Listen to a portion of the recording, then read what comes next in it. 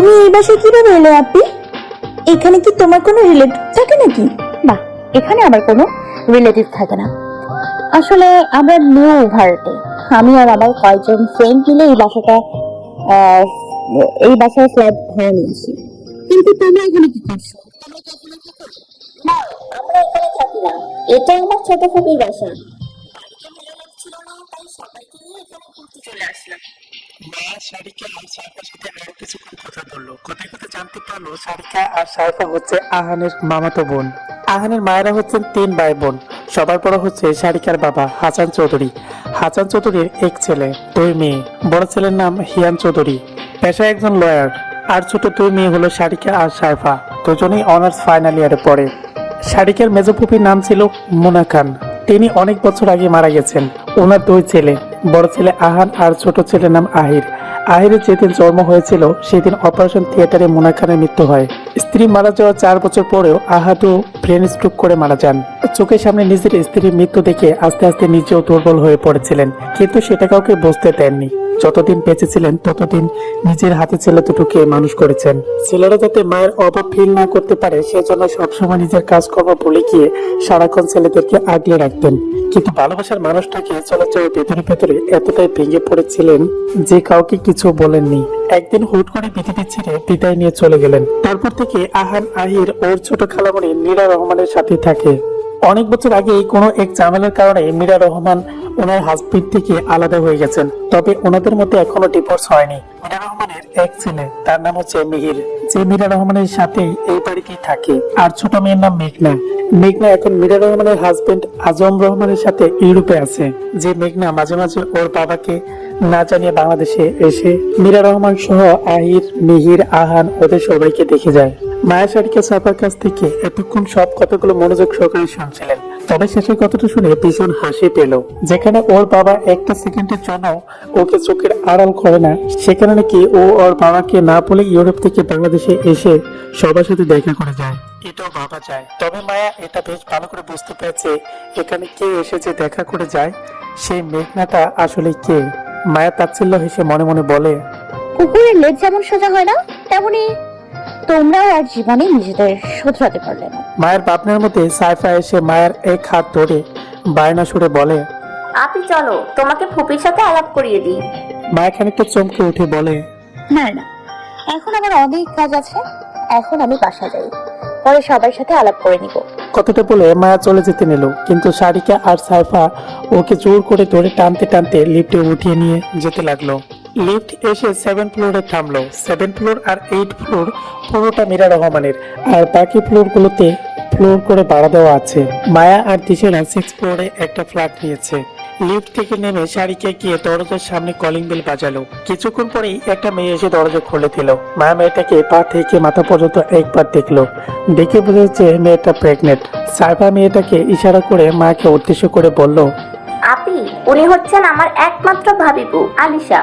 1.5 বছর আগে আমার গুণধর ভাই ভাবিপুকে বিয়ের আসর থেকে কিডন্যাপ করে বাসার কাউকে কিছু না জানিয়ে বিয়ে করে ফেলেছে। আর তার ফলস্বরূপ ভাবিপুর বাবার বাড়ির লোকদের সাথে ভাইয়া বা ভাবিপুর কোনো সম্পর্ক নেই। তবে চিন্তার কোনো কারণ নেই, আমাদের পুচকু পৃথিবীতে আসলে সব কিছু একদম ঠিকঠাক হয়ে যাবে। সাইফার কথা শুনে আলিশা অনেকটা বিব্রতকর পরিস্থিতিতে পড়ে গেল। একটা অচেনা মেয়ের সামনে সাইফা এভাবে সবকিছু গড় করে বলে দেওয়ায় আলিশার খানিকটা লজ্জাও লাগছে।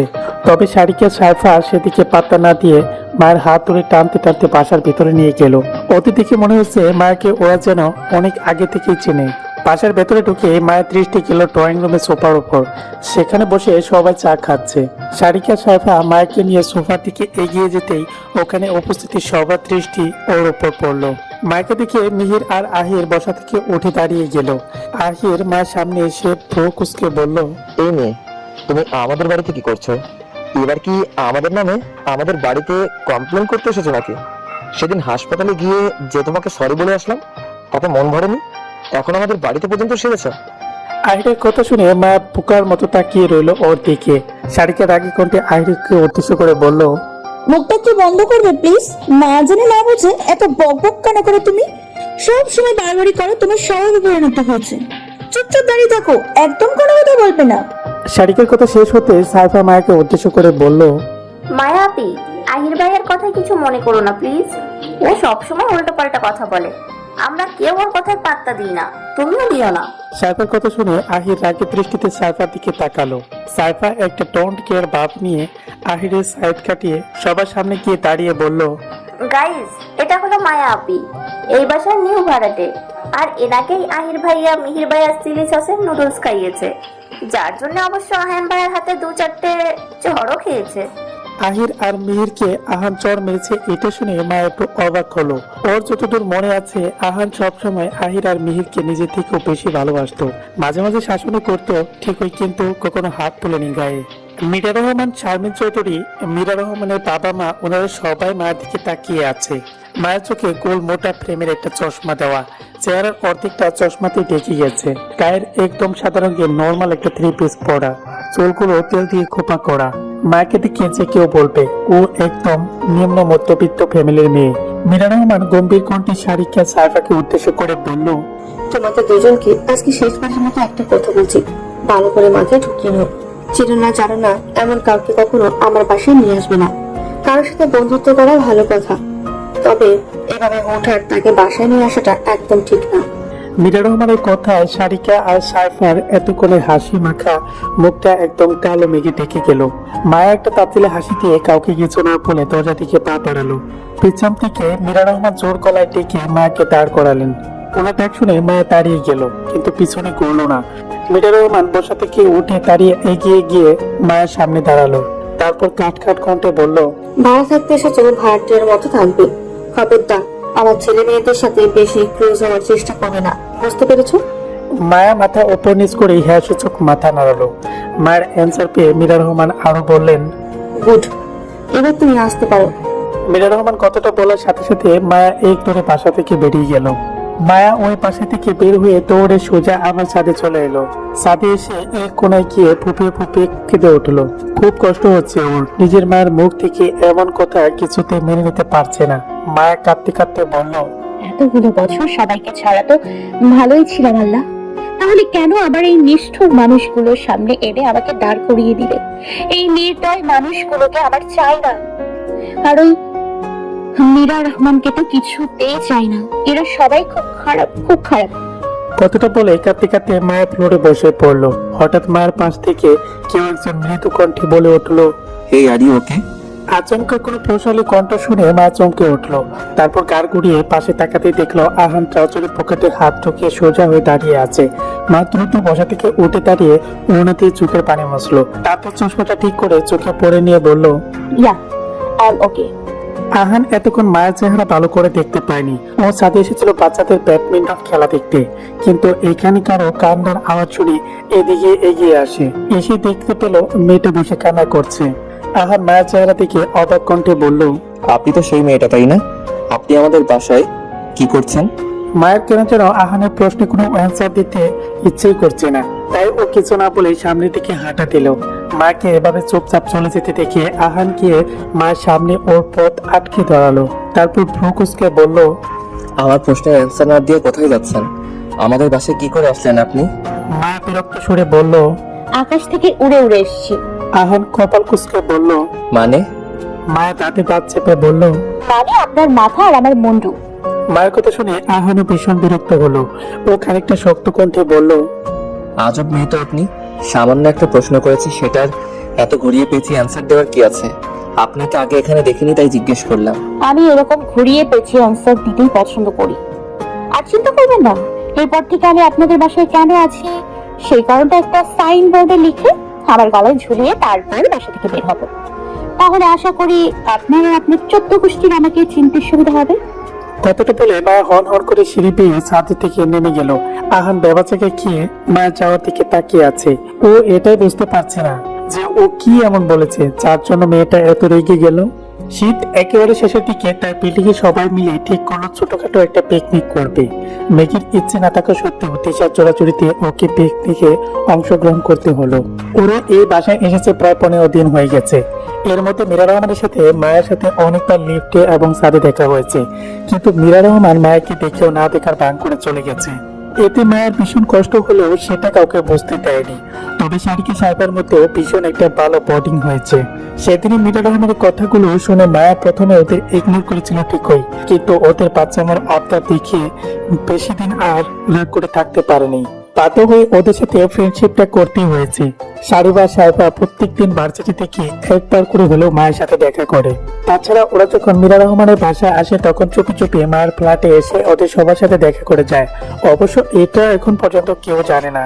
এই কয়েকদিন ভার্সিটিতে মাকে অনেক প্রবলেমের সম্মুখীন হতে হয়েছে।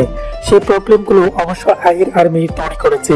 কখনো মায়ের অ্যাসাইনমেন্ট পেপার ক্লাস থেকে চুরি করে নিয়ে গিয়েছিল ফেলা, আবার কখনো লোক দিয়ে মায়ের গায়ে ময়লা আবর্জনা ঢেলে দিয়েছে। ওরা আড়াল থেকে বারবার মায়াকে হেনস্থ করার চেষ্টা করেছে। রোজ কিছু না কিছু কাণ্ড ঘটিয়েছে মায়ের সাথে। ইনফ্যাক্ট ভার্সিটির কিছু কিছু স্যার ও ম্যামরাও মায়ের সাথে খারাপ ব্যবহার করে। তারা ক্লাসে এসে অহেতুক কারণে কিছু না কিছু ভুল ধরে ওকে সবার সামনে বকা দেয়। মায়া বেশ ভালো করেই জানে ওনারা সব কাজ আহির আর মিহিরের কথাই করেছে। তবে সেটা জেনেও ও কাউকে কিছু বলে না, কারণ মায়া এটা দেখতে চায় ওর কাছে মানুষগুলো ওকে ঠিক কতটা কষ্ট দিতে পারে। সন্ধ্যা 6:30। মায়া আর তিশা নিজেদের ফ্ল্যাট থেকে বের হয়ে দরজা লক করে লিফটের সামনে এসে দাঁড়ালো। ওদের রুমমেটরা অনেক আগে নিচে চলে গিয়েছে। ওরা লাঞ্চ করে একটু ঘুমিয়েছিল, তাই ঘুম থেকে উঠতে একটু লেট হয়ে গেছে। আসলে পিকনিকটা বিল্ডিং এর এক সাইডের গার্ডেন এরিয়াতে হবে, তাই ওরা সেখানে যাচ্ছে। 7 ফ্লোর থেকে লেফট 6 ফ্লোরে এসে থামতে লিফটের দরজা ওপেন হয়ে গেল। দরজা ওপেন হতেই মায়া দেখলো লিফটের মধ্যে আহির, মিহির আর আহান দাঁড়িয়ে আছে। মায়া আর দিশা এক পলক ওদের দিকে তাকিয়ে মাথা নিচু করে লিফটের এক কোনায় গিয়ে ঢুকে পড়লো। তারপর ওরা দুজন আহানের দিকে খানিকটা দূরত্ব বজায় রেখে দাঁড়িয়ে রইলো। আহান একবার কোনো চোখে মায়ের দিকে তাকালো। আজকেও মায়া সাদা রঙের একটি 3 পিস পরেছে। আহান কিছুতেই এটা বুঝতে পারছে না যে এই মেয়ে সাদা 3 পিস কেন পরে বা সাদা রঙের ড্রেস কেন পরে। আহানের ভাবনার মধ্যে লিফট এসে গ্রাউন্ড ফ্লোরে থামলো। দরজা খুলতে মায়া যখনই লিফট থেকে বের হতে যাবে ঠিক তখনই মিহির এসে ওকে ল্যান্ড মারলো, আর সাথে সাথে মায়া উপর হয়ে ফ্লোরে পড়ে গেল। ও এতটাই জোরে পড়ে গেল যে ওর মাথাটা ফ্লোরের সাথে জোরে ঠুকা খেলো। এই ঘটনায় মিহির নিজেও বোকা হয়ে গেল। ও ভাবতেই পারেনি মায়া এত জোরে পড়ে যাবে। দিশা দ্রুত এসে মায়াকে ধরে উঠালো। মায়ের কপালে এক সাইডে কেটে গিয়েছে হালকা, আর ব্লাড বের হচ্ছে। আহান দ্রুত নিজের পকেট থেকে একটা রুমাল বের করে মায়ের দিকে এগিয়ে দিয়ে বলল, আপনার কপাল কেটে তো ব্লাড বের হচ্ছে, রুমালটা নিয়ে তাড়াতাড়ি কাটা জায়গাটা চেপে ধরুন, তাহলে ব্লিডিংটা বন্ধ হয়ে যাবে। মায়া তাচ্ছিল্য হেসে বলল, মনের ক্ষত থেকে প্রতিদিন যেই পরিমাণ রক্তক্ষরণ হয় সেটার কাছে এতটুকু রক্ত কিছুই না। আপনার রুমালের আমার কোনো প্রয়োজন নেই, আমি এমনিতেই ঠিক আছি। কথাটা বলে মায়া দিশার হাত ধরে গার্ডেন এরিয়া থেকে পা বাড়ালো। আহান হাতে থাকা রুমালটা আবারও নিজের পকেটে ঢুকিয়ে রেখে দিল। মেয়ের দিকে তাকিয়ে তাতে দাঁত চেপে বলল, মিহির, আমি লাস্টবারের মতো বলছি, ভবিষ্যতে আর এরকম কোনো কাজ করার সাহস করিস না, তাহলে কিন্তু আমি তোর সাথে ঠিক কি করব সেটা আমি নিজেও জানি না। সেদিনের জ্বরের কথা নিশ্চয়ই খুব ভালো করে মনে আছে, তাই এখনো বলছি, সময় থাকতে ভালো হয়ে যা। কথাটা বলে আহানও ওখান থেকে গার্ডেন এরিয়ার দিকে যাওয়ার জন্য পা বাড়ালো, কিন্তু মিহির এখনো ওখানেই দাঁড়িয়ে আছে। ও চোখের সামনে বারবার মায়ের কপালের কাটা অংশটুকু বেশি উঠছে। মিহিরে ভালো করে বুঝতে পারছে ও আজকে একটু বেশি বাড়াবাড়ি করে ফেলেছে। গার্ডেন এরিয়া পুরোটা বেশ সুন্দর করে বিভিন্ন ধরনের লাইটিং দিয়ে সাজানো হয়েছে। ক্যাটারিং এর লোকেরা এক পাশে রান্নার জন্য প্রস্তুতি নিচ্ছে। বড়রা সবাই যে যার মতো ব্যস্ত, আর ইয়াং জেনারেশন যারা আছে তারা সবাই এক সাইডে ঘাসের উপর আড্ডা দিতে বসেছে। মায়া সবার থেকে অনেকটা দূরে দাঁড়িয়ে আছে। যে কোনো ধরনের অনুষ্ঠান থেকে ও এসব থেকে একটু দূরে থাকতে পছন্দ করে। ওর এসব গান বাজনা, লাফালাফি, সাউন্ড এগুলো ওর একদম পছন্দ না। ওর একা একা থাকতেই সবসময় বেশি ভালো লাগে। মায়া গুটিসুটি পায়ে হাঁটতে হাঁটতে সবার থেকে আরো খানিকটা দূরে চলে গেল। হঠাৎ কেউ একজন এসে মায়ের হাত টেনে নিয়ে যেতে লাগলো। আচমকা এমনটা হওয়ায় মায়া খানিকটা ভয় পেয়ে গেল। ও চমকে উঠলো। আরে কে আপনি? কোথায় নিয়ে যাচ্ছেন আমাকে? হাত ছাড়ুন বলছি। সামনে থাকা ব্যক্তিটি মায়ের প্রশ্নের কোনো অ্যান্সার না দিয়ে ওকে টানতে টানতে সোজা সুইমিং পুলের পাশে এনে দাঁড় করালো। মায়া মাথা তুলে তাকাতে দেখলো ওর সামনে আহান দাঁড়িয়ে আছে। আহান ওকে এখানে নিয়ে এসেছে দেখে অবাকের চোখ দুটো বড় বড় হয়ে গেছে মায়ার। মায়া কিছুক্ষণ অবাক দৃষ্টিতে আহানের দিকে তাকিয়ে থেকে রাগী কণ্ঠে বলল, এটা কোন ধরনের অসভ্যতা মিস্টার খান? কথাটা বলে মায়া চাড়া মেরে আহানের হাতটা ছাড়িয়ে নিল। কিন্তু তাতে আহানের কিছু আসলো গেল না। ও আবারও মায়ের এক হাতে বাহু চেপে ধরে মাকে নিয়ে গিয়ে সুইমিং পুলের সাইডে রাখা চেয়ারের উপর বসিয়ে দিল। তারপর নিজেও একটা চেয়ার টেনে মায়ের সামনাসামনি বসে পড়লো। মায়ের বসা থেকে দাঁড়িয়ে উঠে বলল, আরে আপনি কি করছেন এসব? মাথা খারাপ হয়ে গেছে নাকি আপনার? আহান আবার মায়ের হাত ধরে চেয়ারের উপর বসিয়ে দিল। শক্ত কণ্ঠে বলল, চুপচাপ বসে থাকুন, কোনো কথা বলবেন না, আর নড়চড় তো একদমই করবেন না। আমি আপনার কথা কেন শুনবো? আজব। আহান টেবিলের উপর রাখা ফার্স্ট এইড বক্স থেকে অ্যান্টিসেপটিক তোলো গজ বের করতে করতে বলল। আমি বলেছি তাই শুনবেন। মায়া বিরক্তিতে নাক চোখ কুচকে বলল, আজব, হাততালি পাবলিক তো আপনি? হ্যাঁ, একদম জন্ম থেকে আমি এরকম ঘাটতারা পাবলিক। কাইন্ডলি এখন নিজের মুখটা একটু বন্ধ রাখবেন প্লিজ, আমাকে আমার কাজটা করতে দিন। কথাটা বলে আহান একটা তুলোতে অ্যান্টিসেপটিক লাগিয়ে মায়ের দিকে কিছুটা খানিকটা এগিয়ে গেল। আহানকে এগিয়ে আসতে দেখে মায়া ওর মাথাটা একটুখানি পিছনের দিকে নিয়ে নিল আর বলল, হেই, ডোন্ট টাচ মি, দূরে থাকুন আমার থেকে। আমার ব্যান্ডেজ আপনাকে করতে হবে না, আমি নিজেই নিজেটা করতে পারবো। আহান রাগী কণ্ঠে বলল, কতটা করতে পারবেন সেটা এতক্ষণে আমার দেখা হয়ে গেছে। প্রায় 1 ঘন্টা ধরে কপাল থেকে ব্লিডিং হতে হতে এখন একদম শুকিয়ে গেছে, আর আপনি এতক্ষণ ব্যান্ডেজ না করে চুপচাপ এক কোনায় স্ট্যাচু হয়ে দাঁড়িয়েছিলেন। কথাটা বলে আহান ওর এক হাত দিয়ে মায়ের গাড়ির পিছনে দিয়ে মাকে টেনে একদম নিজের কাছাকাছি নিয়ে আসলো। তারপর আরেক হাত দিয়ে মায়ের কপালে কেটে যাওয়া অংশে অ্যান্টিসেপটিক দিয়ে আস্তে আস্তে ক্লিন করতে লাগলো। আহানের এমন কাণ্ডে মায়া একদম ফ্রিজ হয়ে বসে আছে। ওর হাত পা জমে একদম বরফ হয়ে আছে, নিঃশ্বাস ভারী হয়ে আসছে। আহানকে যে নিজের থেকে দূরে সরাতে বলবে সেটুকু কথা বলারও সাহস পাচ্ছে না। ওর সারা শরীর মৃত কাঁপছে। আহানের নিঃশ্বাস মায়ের চোখে মুখে আছড়ে পড়ায় ও চোখ মুখ খিচে বন্ধ করে ফেলে। মায়ের এমন অবস্থা দেখে আহান ঠোঁট চেপে হালকা আসলো। তারপর ধীর কণ্ঠে বলল, miss Maya, are you okay? আহানের প্রশ্ন শুনে মা নিজেকে একটু স্বাভাবিক করার চেষ্টা করে কম্পিত সুরে বলল। আহান একটি দুষ্টু হাসি দিয়ে বলল, রিয়েলি? কিন্তু তাহলে আপনার হাত থেকে ঢাকঢোল বাজানোর আওয়াজ আসছে কেন? আর আপনি বা 400 বছরের বুড়ির মতো ঠক ঠক করে কাঁপছেন কেন? আহানের কথায় মা চমকে ওঠে তুতলাতে তুতলাতে বলল, কোথায় আমি ঠক ঠক করে কাঁপছি? আমি তো একদম ঠিক আছি, আপনি ভুল বুঝছেন। আহান মায়ের কপালে অ্যান্টিসেপটিক লাগিয়ে ব্যান্ডেজ করে দিল। তারপর মায়ের মতো তুতলাতে তুতলাতে বলল, আমি যদি ভুল বুঝেই থাকি তো তাহলে আপনি তো তোতলাচ্ছেন কেন? এসব তোতলানো, কাঁপাকাঁপি করা, হাতের মধ্যে ঢাকঢোল পেটানো, এসব কিন্তু একদম ভালো কথা নয় মিস মায়া। আহানের কথা শুনে মায়া থতমত খেয়ে গেল। তারপর দ্রুত বসা থেকে উঠে ব্যস্ত কণ্ঠে বলল, আমাকে যেতে হবে, বিশা আমার জন্য অপেক্ষা করছে। কথাটা বলে মায়া যেতে নেবে তার আগে আহান ফার্স্ট এইড বক্স থেকে একটা ইনজেকশন বের করতে করতে বলল, একটু দাঁড়ান, এই ইনজেকশনটা দিতে হবে, তাহলে কাটা জায়গাটা তাড়াতাড়ি ঠিক হয়ে যাবে। মায়ের চোখ মুখ বড় করে ইনজেকশনের দিকে তাকিয়ে আছে। মাকে এভাবে তাকাতে দেখে আহান ভ্রু নাচিয়ে বলল, কি হলো, এইভাবে তাকিয়ে আছেন কেন? মায়ের জোরপূর্বক একটা ক্যাপলা কাটটা মার্কা হাসি দিয়ে বলল, আপনি ইনজেকশনটা এখন আমাকে পুশ করবেন? আহান স্বাভাবিকভাবে মাথা উপর নিচ করে হ্যাঁ সূচক মাথা নাড়ালো। আহানকে হ্যাঁ সূচক মাথা নাড়াতে দেখে মায়া আহানের দিকে তাকিয়ে আবার একটি ক্যাবলা মার্কা হাসি দিল আর দিল এক দৌড়াতে দৌড়াতে বলল, মরে শুটকি হয়ে যাব, তবুও বেঁচে থাকতে কখনো ইনজেকশন দিব না। মায়ের কথা শুনে আহান ফিক করে হেসে দিয়ে বলল, ভিতর ডিম একটা, এত বড় হয়ে গেছে, অথচ ইনজেকশন দেখে লাফালাফি করার স্বভাবটা এখনো গেল না। রাত 11টা। বড়রা সবাই একসাথে গাছের উপরে খেতে বসেছে। পুরো সন্ধ্যাটা সবাই বেশ হই হলো করেছে। শুধু একমাত্র মাই এক কোণে চুপচাপ বসেছিল।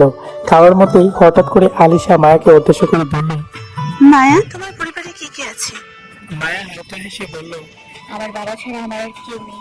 মায়ের কথা শুনে ওখানে উপস্থিতি সবার খাওয়া দাওয়া বন্ধ হয়ে গেল। সবাই প্লেট থেকে চোখ সরিয়ে মায়ের দিকে তাকালো। আলিশা খানিকটা নরম সুরে বলল, কেন, তোমার পরিবারের বাকি সদস্যরা কোথায়? তোমার মা, দাদা, দাদি, চাচা, চাচি, অথবা তোমার কোনো ভাই বোন নেই? মায়ের শুকনো একটা ঢোক গিলে বলল,